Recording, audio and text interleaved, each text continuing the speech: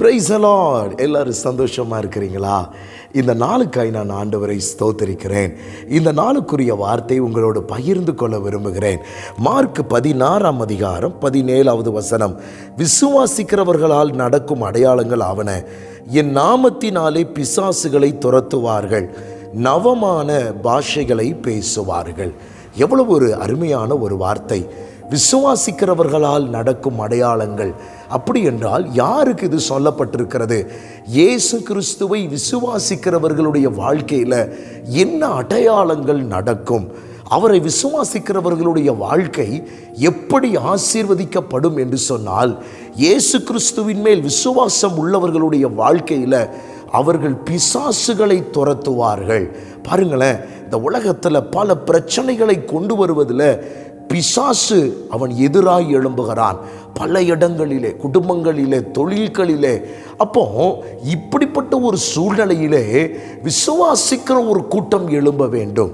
விசுவாசிக்கிற ஒரு கூட்டம் எழும்பும் பொழுது அந்த விசுவாசிக்கிற கூட்டம் என்ன செய்யும் என்றால், பிசாசுகளை பார்த்து பயப்பட மாட்டார்கள், அவர்கள் கலங்க மாட்டார்கள், அவர்கள் பிசாசுகளை துரத்துவார்கள். இந்த நாளில் நான் விசுவாசத்தோடு சொல்கிறேன், உங்கள் குடும்பத்தில், உங்கள் வாழ்க்கையில் சத்துரு வந்து செயல்படுவதற்கு அதிகாரம் இல்லை.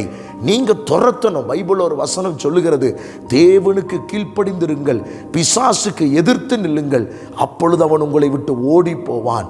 பாருங்கள், ஆண்டவர் நம்ம மேலே கர்த்தருடைய வல்லமையை வைத்திருக்கிறார். அது மாத்திரம் இல்லை, அவர்கள் நவமான பாஷைகளை பேசுவார்கள்.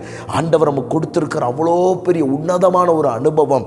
நல்ல பாஷைகளை, பற்பல பாஷைகளை பேசக்கூடிய கிருபைகளை தந்திருக்கிறார். அடுத்த வசனத்திற்குள்ள போடப்பட்டிருக்கிறது, அவர்கள் கை வைக்கும் பொழுது சுகம் நடக்கும், சர்ப்பங்களை எடுப்பார்கள், சாவுக்கு ஏதுவான ஒன்றும் அவர்களை சேதப்படுத்தாது. நான் விசுவாசிக்கிறேன், இந்த நாளில் நீங்கள் கர்த்தர் மேலே வைத்திருக்கிற விசுவாசம் ஒருபோதும் குறைந்து போகக்கூடாது.